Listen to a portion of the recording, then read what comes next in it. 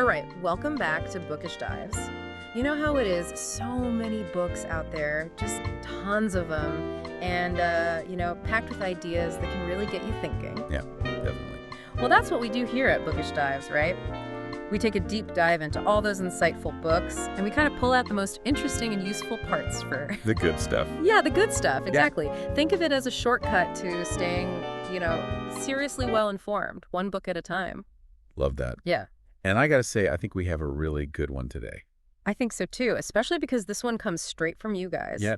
We love getting your suggestions for books to dive into, and this one was definitely intriguing. Oh, for sure. So today we are tackling The Comfort Crisis by Michael Easter. Ooh, that's a good one. Yeah, it is. And you know what's really interesting about it is that so many of you have been reaching out saying you feel a little off. Like, even with all the conveniences and the comforts of modern life, you're feeling maybe a little overweight, a little more stressed than usual, or just kind of disconnected. Yeah, I can definitely see that. Yeah, and this book really digs into how our, super comfortable existence might actually be working against us in a lot of ways. You know what's really fascinating about that is how Easter argues that basically our wiring... Yeah. Like the way we're built as humans, it's like millions of years of evolution designed for hardship and resilience. Right. That wiring just hasn't caught up with how comfortable our lives are now. It's like this huge mismatch, It's true. And, he starts the book off with this really vivid image. It's like, boom, he throws you right into it. He's about to embark on this 33-day trek across the Alaskan backcountry. Wow. Yeah, 33 days, and he's hunting this mythical caribou herd. I mean, talk about roughing it. Yeah. There are no marked trails, no easy ways out. Oh, my gosh. And apparently his insurance company wasn't exactly thrilled about the possible corpse recovery clause in his policy. Oh, no. It's crazy, right? But it really sets the stage for the book. It just throws into stark relief the difference between our lives now and what our ancestors had to deal with every single day. It's so true. I mean, think about it. For the vast majority of human history, comfort was just not a thing. It was fleeting. Our ancestors, they were constantly on the move, hunting, foraging, battling the elements. Comfort was a survival mechanism. Yeah. But now it's totally different. It is. Now, comfort is like the default setting, right? We have cars, climate control, so we're never too hot or too cold. Entertainment's always just a click away. Food is delivered right to our door. I mean... It's true. We're spoiled. Yeah, we are. And what Easter points out is that this level of comfort, this has only really been around for a tiny, tiny fraction of human history, like 0.03% if you're looking at the whole span of Homo sapiens. That's crazy. It is. And if you include all the Homo species, it's even smaller, like 0.004%. So yeah, constant comfort is like a totally new thing for us. Like a brand new experiment. Exactly. And it kind of makes you wonder if we're really equipped to handle it. Well, and that's kind of the point, right? Because Easter highlights this paradox. Like, on the one hand, we're living longer, we're experiencing less violence, there's more wealth overall, like objectively things have improved dramatically. Right. But on the other hand, we're seeing these huge increases in things like obesity, diabetes, and what are called diseases of despair, like depression and addiction. Yeah. And even like life expectancy in the U.S. has actually gone down recently, which is kind of shocking. It is shocking. It's like we solved one set of problems and accidentally created a whole new set. Yeah, exactly. And, one of the key parts of this that the book talks about is this thing called comfort creep. Comfort creep? What's that? Yeah, so it's this idea that basically our tolerance for discomfort is shrinking all the time. Like, as we get used to more and more comfort, even the slightest inconvenience starts to feel like a huge problem. Oh, I see. And this is something that a Harvard psychologist named David Lavori, he's done a lot of research on. Interesting. So what has he found? Well, his research shows that basically our idea of what a problem is, it's not fixed. It changes depending on how many real problems we're facing.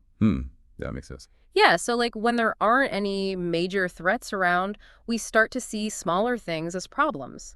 So instead of being content and relaxed, we just find new things to worry about. So it's like we're always on edge looking for the next problem. Exactly. Yeah. And Laveri and another psychologist, Dan Gilbert, they observed this phenomenon with the TSA at airports. Oh, tell me about that. So you know how it used to be, like you couldn't bring certain things on planes? Right. And people would always like forget or try to sneak things through. That's so. But then over time, people got better at following the rules. And you'd think that the TSA agents would be like, okay, cool, things are calmer now. But no, they didn't relax. They just started scrutinizing like everything. Really? Even like harmless stuff? Yeah, even like a bottle of water or something. And Easter's argument is that this same thing, this problem creep, it happens with our comfort levels too. Like as new comforts become normal, our tolerance for any discomfort just goes way down. Yeah, that makes And sense. we might not even realize it's happening. So what's the big deal about our comfort zones shrinking? I mean, is it really that bad to want to be comfortable? Well, the problem is that it can really affect our resilience, like both physically and mentally. Oh, I see. And Easter explores this idea through this concept of misogi. Hisogi. I've never heard of that. What is that? So he learned about it from this athletic trainer named Marcus Elliott. And Elliott describes misogi as basically pushing yourself to the absolute edge of your comfort zone. Like you're taking on a challenge where you have about a 50-50 chance of succeeding. So it's like really, really hard. Yeah, incredibly hard. But here's the key rule, and this is important. It has to be difficult, but it can't be something that could kill you. Okay, so like pushing your limits, but not going completely overboard. Exactly. It's about testing your boundaries, not obliterating them. So is the point of Misaki just to like make yourself tougher? It's more than that. It's not just about physical toughness. It's about personal growth. I see. Like these intense challenges, whether it's a grueling hike or something else really demanding, they can force you to discover your potential and build resilience. Okay. And Easter actually illustrates this with his own experience on this crazy elk hunt with this guy named Donnie. Oh, tell me about that. That sounds intense. It was intense. It was like days of climbing steep mountains with heavy packs. They were always hungry. They had to deal with boredom when the hunt wasn't active. And they were constantly aware of being in the wilderness, like surrounded by potential dangers. That sounds pretty rough. It was. But here's the thing. Easter describes feeling more alive and connected during and after that trip than he had in years. Wow. So it's like the opposite of comfort creep. Exactly. And he says this feeling, this like discomfort-induced buzz, it stayed with him for weeks afterward. That's fascinating. It's like our constant pursuit of comfort might actually be making us miss out on something important. Yeah, and there's actually research that backs this up. Really? Yeah, a psychologist named Mark Siri, he found that people who have faced some adversity in their lives, they tend to report higher levels of well-being and life satisfaction. Huh. And they even have fewer physical symptoms compared to people who have led completely sheltered lives. So it's like going through tough times can actually make you stronger in the long run. Exactly. It's like a form of inoculation for your mind and body. I like that analogy. And the book also gets into how all this comfort has affected our brains in other ways too. Like think about boredom. Okay. We're so used to having constant stimulation now, right? Like smartphones, endless entertainment. We can always find something to distract ourselves. Yeah, that's true. It's hard to be bored these days. Exactly. But Easter points out that our ancestors, they had to deal with long periods of downtime. And that wasn't necessarily a bad thing. How so? Well, it forced them to be creative, to rely on each other for connection, and just to let their minds wander. And those are all really important things for imagination and building strong relationships. I never thought about it that way. Yeah, and there's actually neuroscience research that supports this too. Really? Yeah, a researcher named Danker, he's done a lot of work on boredom. And he found that while boredom can feel uncomfortable, it's not inherently bad. So it's not something we should always avoid. Exactly.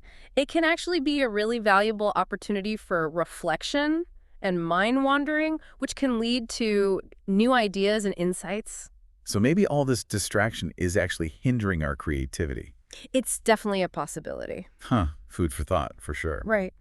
And then there's another thing to think about, the impact of our built environment, like the cities we live in. What about it? Well, an evolutionary psychologist named Satoshi Kanazawa, he has this theory called the Savannah theory of happiness. The Savannah theory of happiness. Okay, I'm listening. So his idea is that our brains are basically still wired for the environments that we evolved in, like the savannah. And these modern, densely populated cities with all the noise and stimulation, it can actually make us feel uneasy and less happy. So like our brains are out of sync with our surroundings. Exactly. And there's research that shows that even low levels of noise that we might not even consciously notice, they can still increase our stress hormones and make us less productive. Wow, so it's like our bodies are reacting to the environment even if we're not aware of it. Exactly. And on the flip side, there's tons of research that shows how beneficial it is to spend time in nature. Oh yeah, for sure. Like that Japanese practice of forest bathing. Exactly. It's amazing how just being in nature can calm our minds and even improve our physical health. Totally agree. And speaking of nature, Easter also talks about this really cool thing called the 3-day effect. The 3-day effect. What's that? So it was first observed in river rafters and then later studied by this researcher, David Strayer. Okay. And what they found was that after spending about 3 days completely disconnected from technology and immersed in nature, people's creativity went way up. Wow, that's amazing. Yeah, it's like our brains need that extended break from all the stimulation to really reset and tap into our creative potential. I wonder if that's why so many people have those aha moments when they're on vacation or out in nature. It could be, Mhm. totally. Now, another big part of this whole comfort crisis that the book delves into is our relationship with food, Yeah, makes sense. especially in this age of ultra-processed options and constant Yeah, accessibility. like we can literally have anything we want delivered to us in like an hour. Exactly. And Easter talks to this nutrition expert named Trevor Kashey, and Kashey has a really interesting perspective on processed food. Oh, tell me about that. So he acknowledges that processed food exists for a reason. Like, it's convenient, it's shelf-stable, it helps to prevent food waste. Right.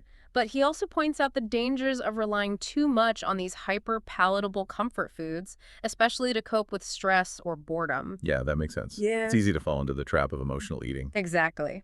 And he emphasizes that our brains are hardwired to crave calorie-dense foods. Why is that? Well, it's a survival mechanism from back when food was scarce. Like, if you found something high in calories, you ate as much as you could because you didn't know when you'd find food again. Okay, that makes sense. But now we have food everywhere, and that wiring can lead to overeating and weight gain. Especially when we're eating for reasons other than actual hunger. Exactly. And another important point the book makes is the importance of feeling real hunger. What do you mean? So, for our metabolic health, it's actually good for us to experience periods of true hunger. Huh. I never thought about it that way. Yeah, and this is because of a process called autophagy. Autophagy. Yeah, it's basically our body's way of cleaning out damaged cells and regenerating. Oh, interesting. And when we're constantly snacking or eating throughout the day, it disrupts that process. So intermittent fasting or time-restricted eating could be beneficial. Exactly. It gives our bodies a chance to do their natural cleanup. That's really cool. And finally, the book explores this interesting way to intentionally embrace physical discomfort. Okay, tell me more. It's called rucking. Rucking? Like, what is that? It's basically just walking with a weighted backpack. Oh, okay. Yeah, and it turns out this was a really common activity for our ancestors. Like, they were constantly carrying heavy loads over long distances. Makes sense.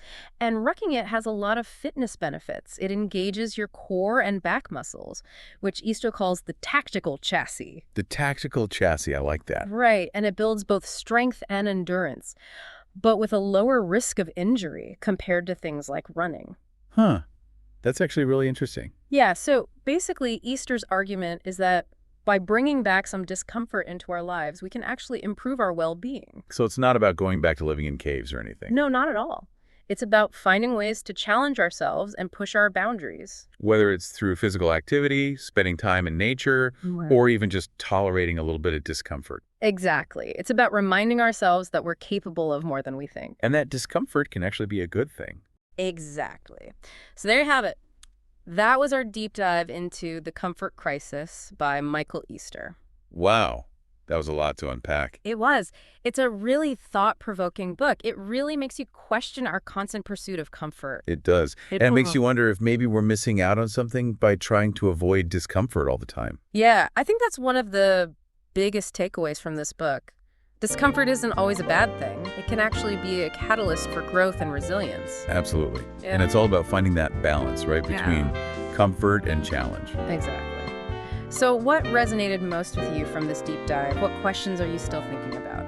I'm curious to hear what our listeners think, too. Yeah, definitely. We'd love to hear your thoughts. So leave us a comment and let us know. And remember, if you're looking for more deep dives into fascinating books like this, be sure to follow Bookish Dives for your daily dose of knowledge. We'll see you in the next deep dive.